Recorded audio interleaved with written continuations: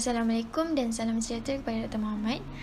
Kami dari Kumpulan 7 ingin membentangkan soalan 7 iaitu bertajuk kepentingan dilapidasi, proses dilapidasi dalam kerja penyiaran dan penyiaran bangunan warisan.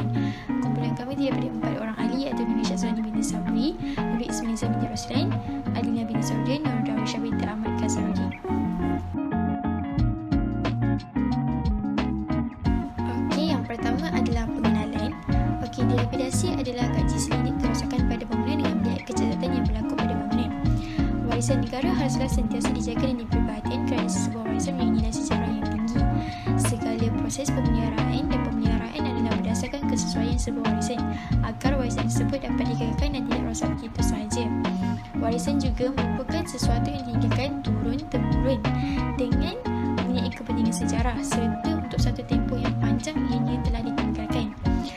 Seterusnya, ini melibatkan bahagian konservasi iaitu memantau segala kerja membaik pulih warisan.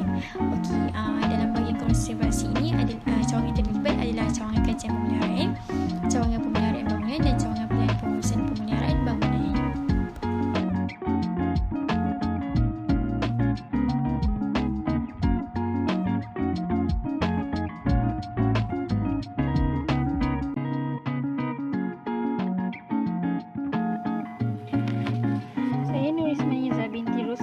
Geometri A1763880 akan meneruskan pembentangan dengan kepentingan dilapidasi. Antara kepentingan dilapidasi ialah bagi pendidikan awam untuk masyarakat pada masa akan datang. Kaedah penyampaian pengetahuan bagi membentuk masyarakat yang mampu bijak bertindak. Kini, kualiti alam persekitaran merosot berhubungan dengan pemeliharaan warisan negara. Ramai orang menyatakan keprihatinan mereka tetapi masih jahil tentang pemeliharaan dan pemeliharaan warisan negara. Keperluan dari aspek ilmu pemeliharaan warisan perlu ditingkatkan terutama dalam golongan muda. Melalui kaedah seperti media cetak dan media massa, pendidikan awam ini dapat dilaksanakan. Seterusnya, warisan ini akan menjadi bukti yang kukuh pada peristiwa sejarah yang telah berlaku. Ahmad 2006 berpendapat bahawa bangunan lama yang mempunyai sejarah dapat berfungsi sebagai bukti yang kukuh kepada sesuatu peristiwa yang bersejarah.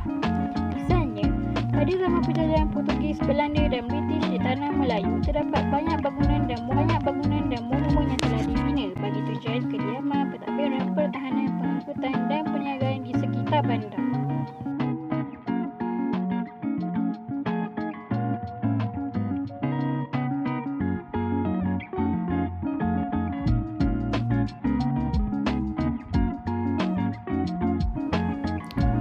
Saya, Nuri Syazwani binti Sabri, Geometri A17638 akan meneruskan kepentingan dilapidasi. Antara kepentingan dilapidasi adalah untuk menarik kedatangan pelancong asing ke negara. Hal ini adalah kerana industri pelancongan merupakan aktiviti yang memberikan keuntungan dan mendapat pulangan yang besar kepada negara.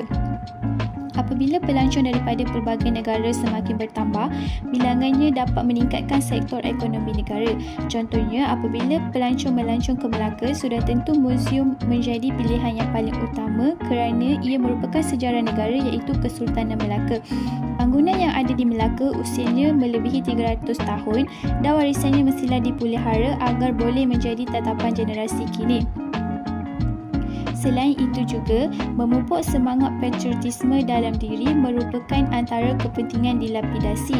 Hal ini adalah kerana perasaan sayang dan hormat kepada tanah air merupakan sebuah konsep yang selaras dengan kenegaraan di mana ia dibentuk melalui warisan dan wawasan yang berlandaskan sejarah yang telah dilalui.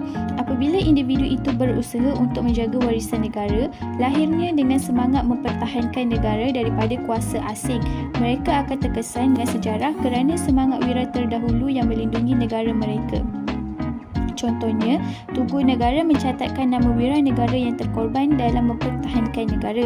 Jadi, warisan ini akan membentuk minda generasi supaya menanamkan sikap mengenang jasa kepada perkembangan sejarah negara melalui penghayatan terhadap peninggalan warisan negara.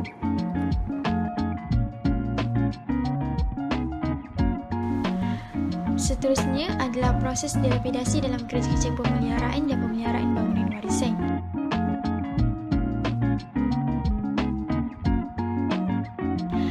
Proses ini memerlukan kajian yang mendalam dan diteliti agar kerosakan yang anda alami dapat dibahagi mengikut proses yang ditetapkan. Okey, pemeliharaan dilakukan agar dapat memanjangkan usia bangunan warisan tersebut. Keadaan asal ini perlu dikekalkan supaya bukti sejarah itu dapat dilihat dengan jelas dan dikaitkan dengan sejarah-sejarah terdahulu.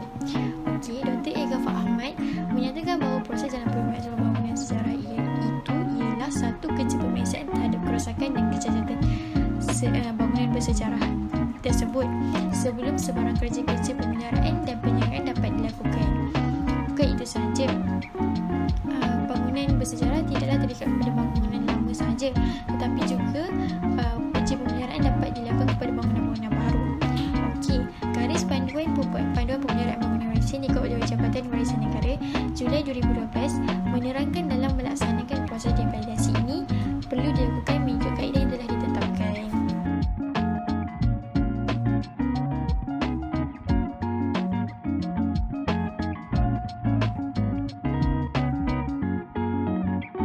Okey, seterusnya kita akan melihat beberapa peringkat dalam dilapidasi. Okey, peringkat pertama adalah mendapatkan pelan bangunan agar seluruh kawasan diketahui mana yang memerlukan pemeliharaan dan pemeliharaan. Seterusnya, peringkat kedua kita akan menyediakan satu sistem pengekodan komponen dan elemen bagi semua bahagian dalam bangunan dalam dan luar dalam memasukkan kod untuk elemen, jenis, lokasi, bahan dan kerosakan. Yang ketiga pula, kita akan memasukkan sistem kod komponen dan elemen di atas kerja lukisan, iaitu pelan untuk tapak kerja. Yang keempat adalah lukisan atau pelan yang digunakan dalam kerja memplot kecacatan adalah pelan asas dan lukisan terukur yang telah disiapkan. Peringkat kelima pula, kita akan menandakan kod elemen pada permukaan dinding. Elemen seterusnya adalah menyediakan borang kaji selidik, iaitu di mana peringkat terpenting juga.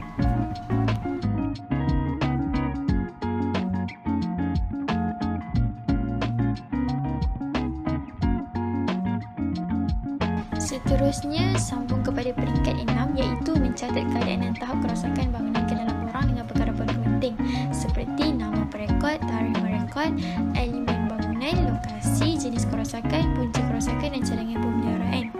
Okey, yang ketujuh pula ialah mengambil gambar setiap elemen yang dikaji dan menyimpan gambar-gambar tersebut dalam album. Sebagai contoh, gambar di dalam album itu harus disusun secara sistematik, iaitu mengikut nombor seperti yang direkodkan dalam peringkat sebelumnya. Okey, seterusnya peringkat ke-8 merupakan peringkat yang terakhir, iaitu menyediakan laporan bertulis setelah beberapa peringkat sebelumnya dilakukan dan menyediakan gambar kajian dilapidasi. Dalam laporan bertulis ini adalah diperlukan tajuk projek, sejarah, latar belakang, bangunan sejarah, aspek seni bina, jenis-jenis dan punca kerosakan bangunan, ujian dan kajian saintifik.